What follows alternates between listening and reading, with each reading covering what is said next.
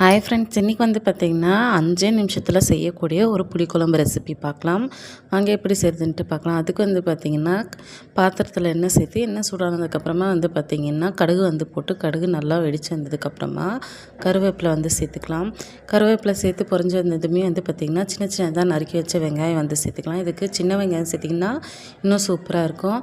வெங்காயம் சேர்த்து வெங்காயம் கொஞ்சமாக கண்ணாடி பதம் வந்ததுக்கப்புறமா அதில் பச்சை மிளகாய் வந்து பார்த்திங்கன்னா நடுவில் கீரி வந்து சேர்த்துக்கோங்க. அதுக்கப்புறமா ஒரு 4 தக்காளி வந்து சேர்த்துக்கோங்க. தக்காளி சேர்த்துட்டு கொஞ்சமாக கொத்தமல்லி இது ரெண்டுமே சேர்த்துட்டு கொஞ்சமாக மிளகாய்த்தூள் தேவைப்பட்டால் சேர்க்கலாம், வேண்டான்னா வேண்டாம்.